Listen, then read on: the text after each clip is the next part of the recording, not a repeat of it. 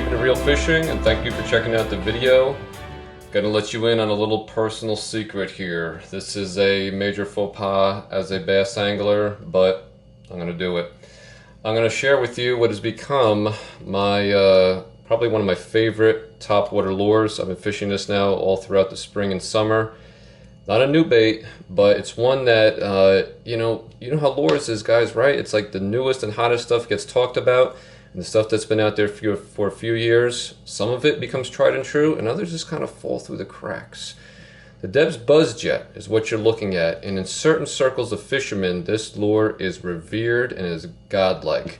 But amongst most fishermen, they may have heard of it, they kind of probably have seen it online or whatever, but that's about where it ends. It's a Deps lure, kind of expensive for, you know, what you get, or at least what you think you get, and then you move on to something that's a little bit more familiar.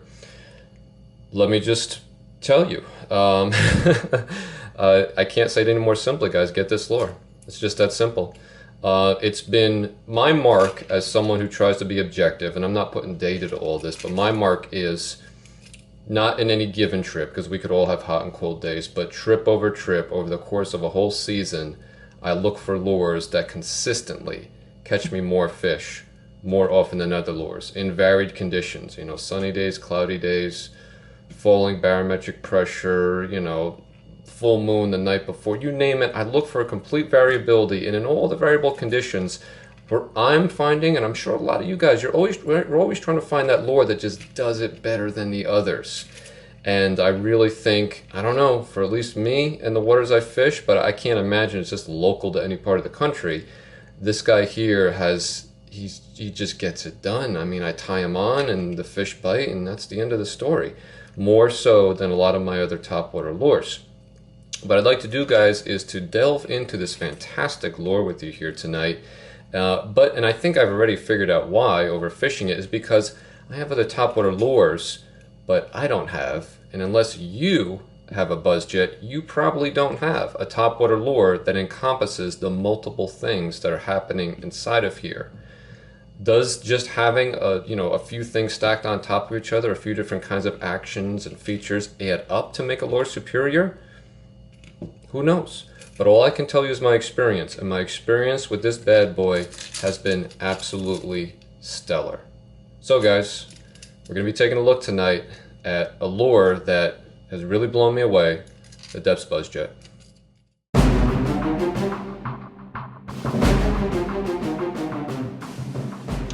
Okay guys, the BUZZJET is from Deps. If you've never heard of Deps, they're a Japanese manufacturer.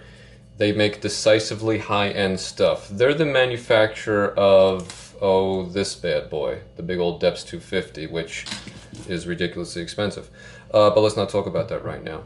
So this guy right here is a 4-inch lure. Let me get my specs on it. I know he's 4 inches. I forget the weight offhand. It's just about 1 ounce. That does make sense because I can really heave this guy out there very nicely. 4 inches, about 1 ounce, and at the $27 price point, believe it or not, it actually even comes with packaging. So, you know, this is just a fantastic combination here. It even comes in a box. Just messing around, guys. Always got to include at least one horrible joke. On the back here, we have Japanese, of which I am not fluent. If you are, please help and tell us in the comments below what that says. But I believe we can ascertain, hence the universal language, pictures.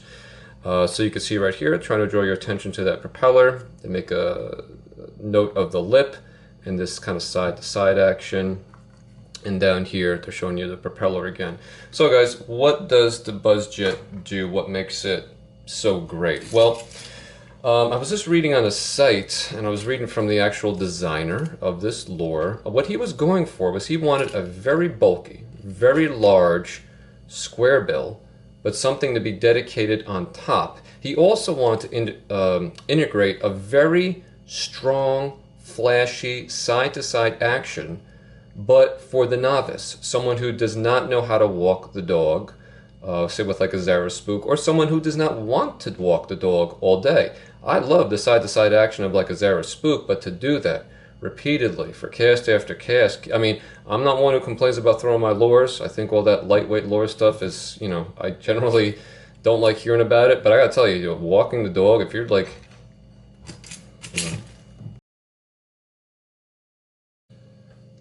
Sorry for the abrupt stoppage there. Have a very special treat for you. Mrs. Keeping It Real Fishing, who has much lovelier hands than I do, can help demonstrate the effectiveness of this lure. My dear, if you would please showcase the lure.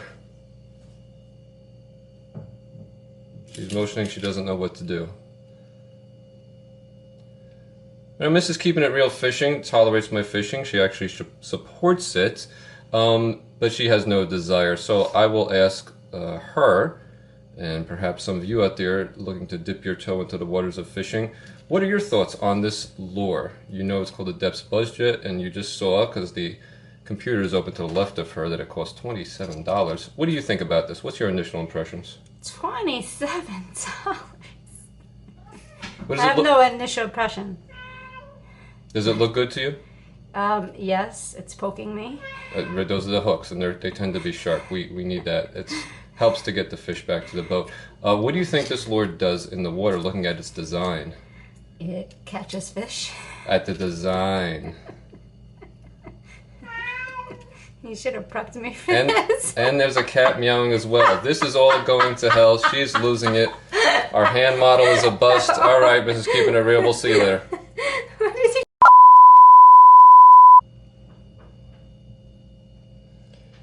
And we're back. That did not work out as anticipated. We left off talking about walking the dog and how the designer of this lure was trying to achieve somewhat of that very wide, very kind of erratic action, something that pushes a lot of water when you're fishing it, and that's been integrated into the design here. So let's talk about that for a little bit, guys. You see that the nature or the shape of this bill right off the bat looks kind of like a square bill crankbait, a shallow running crankbait, but then boom, you got this thing right here. And this is integral to the action of this this lure in the water. So basically what happens, and we're going to be rolling in some in the water and underwater footage and everything, but this lure has an extreme side-to-side cadence to it. It really rolls heavy. A couple things are making that happen. One is that this part of the lip is making it dive down, as you would imagine, but the flat part is kind of like a stop. It doesn't make it keep digging down. To that, it has a very specific weight transfer system, such that coming down the bill when it comes into the water elicits an initial roll, and then the weights kind of keep that energy going side to side. Another interesting thing here, you see to the back, let's just get close there, look at that stem that the prop rides on. This is not a defective one. You can see how it's kind of angled up. That's the way it's meant to be, and that's the way they all are. And so what ends up happening, if we could think about the cross-section of the water, is that the head of this thing, and most of the body is always down, but that rudder just breaks the top of the water, and this is always churning on the top. Also, depending on your speed, it may hit that hook a little bit as well. So you have a lot of different things going on here. You have a decisive side-to-side rocking action. You have the push of the water from this very blunt square bill. You have just a large lure in general displacing a lot of water. You have the visual flash, at least from this model. This has the all the glitter or the reflective foil on the sides. Plus you have that prop going on the back there. It adds up to be a lot of different things, and I think that may be why it's so effective, is that you have various tones, frequencies, and what a lot of people like to call swim signatures. And that's kind of the overall disturbance left in the water, and if you add it all up, it's kind of like what the fish, through its lateral line and its eyes, it's kind of like the summary of what that bait is doing. It's kind of like its fingerprint in the water. It's the culmination of all these things happening at once, and sometimes manufacturers they get it just right, and these seemingly kind of weird combination of things adds up to, for whatever reason, just trigger fish into biting. So that's what's going on with the action of the BUZZJET.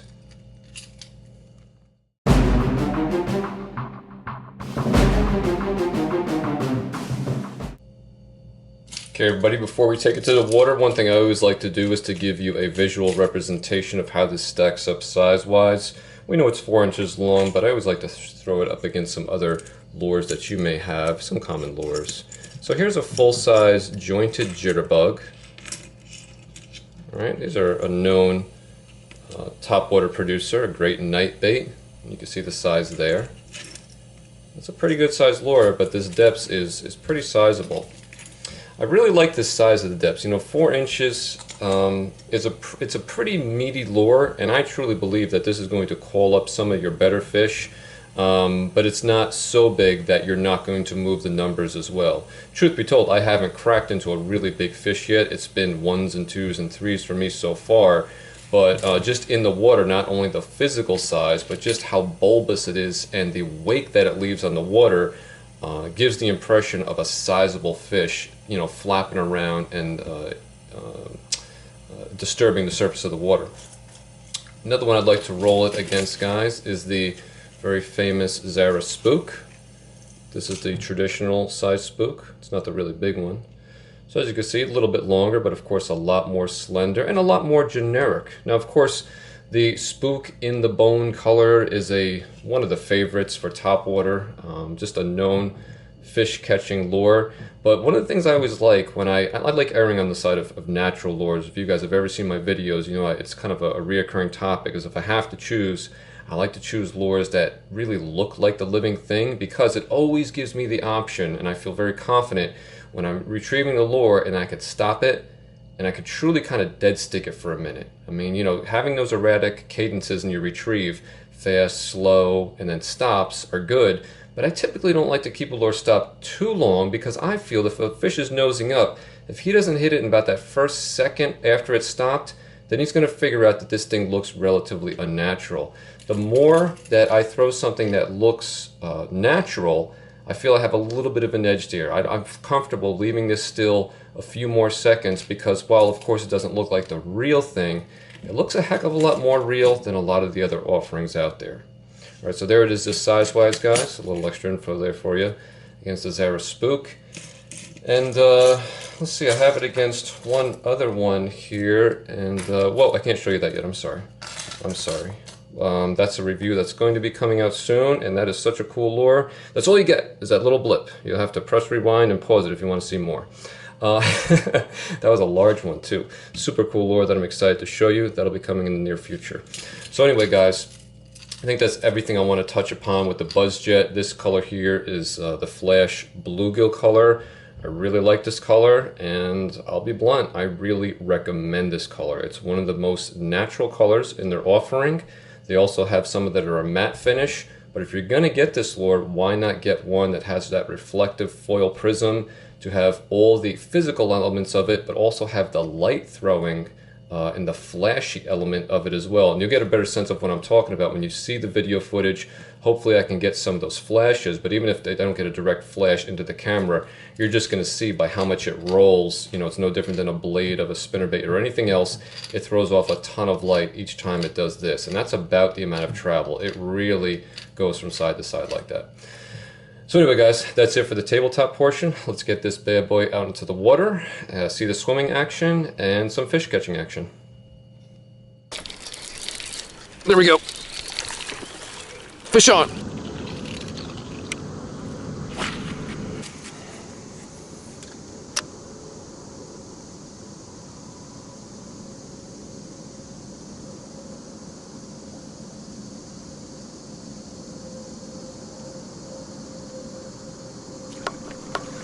Fish on.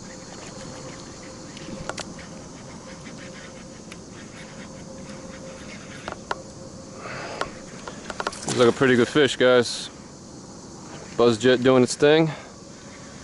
Coming over a grass bed here.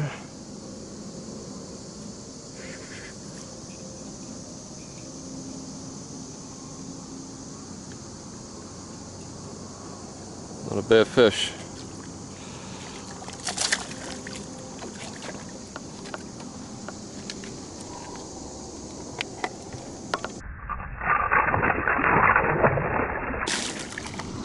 Alright guys, so there we go. Decent fish coming on that BUZZJET right over this grass bed, and that's what it's really good at, is calling them up. It's so loud, it's so obnoxious, it's got that metallic sound that, you know, even if they're hunkered down deep in those weeds here in the summer, I've been having a hard time getting these strikes. I've been bringing a lot of these swim baits through, and that's the deal. Is you got to have something, I think, either larger or in this case a lot more obnoxious to get them to come out and inspect. And this guy here is definitely a fan of that bluegill colored buzzjet. I think it's hard to resist that one. It looks the part. There's a lot of bluegills in this body of water I'm fishing, and you said that's the right deal. A bluegill coming over the top of the grass bed. Alright guys, so there we go. It's probably a 3 and change, maybe a 3.5er coming on the buzzjet.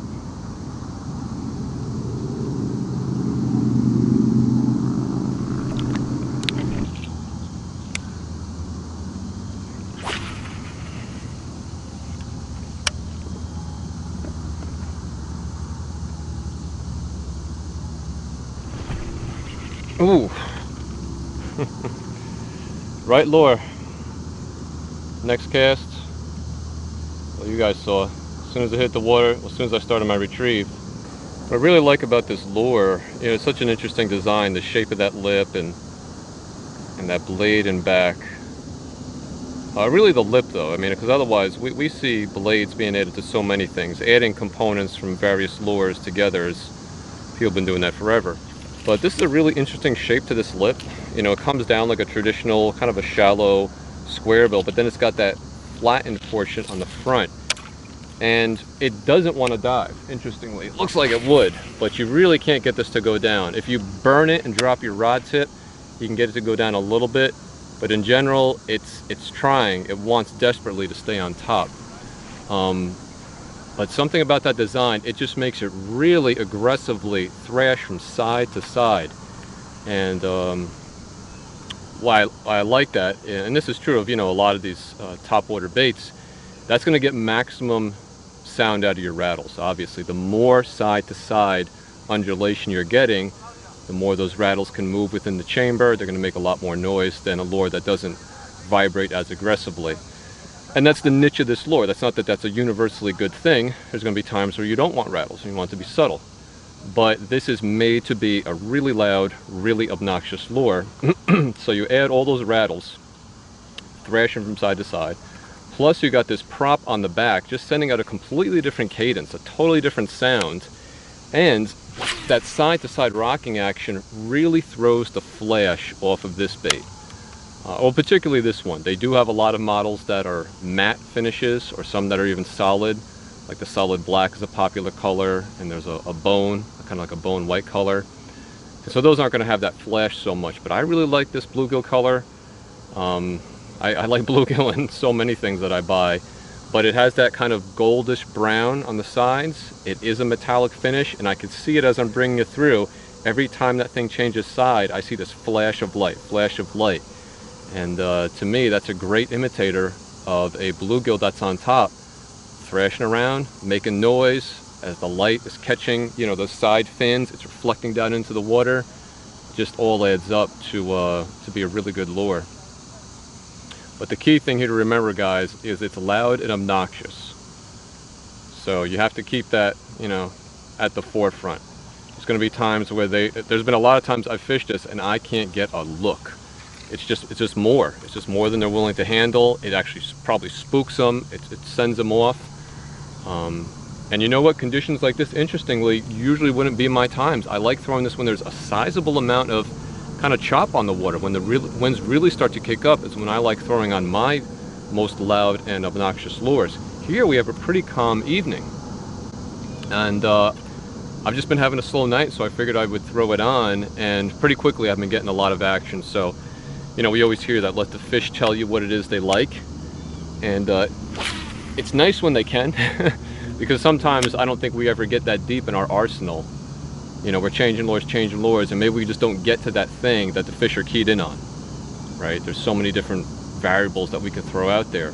But it's nice when you do get to that lure, and real quickly the fish tell you, you just get a couple casts in, boom, you get one. A couple more casts, you get another one. And, you know, it's what they're looking for. It's what they're looking for. Let's try this way. I haven't gone over here in a few casts.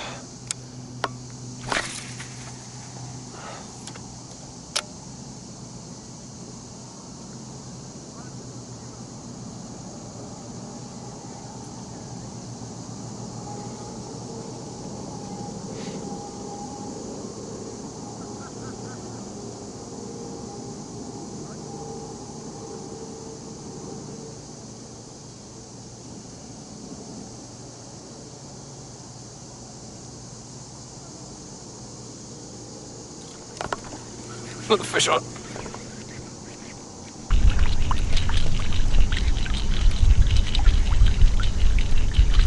This guy's just coming right to me.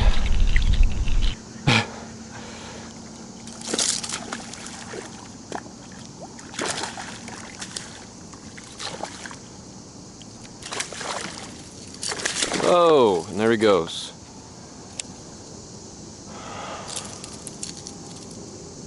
Check my hooks, make sure I don't have any. You got 6 of them on there, you know, you figure even if one let go, another one would grab. Doesn't always work out that way.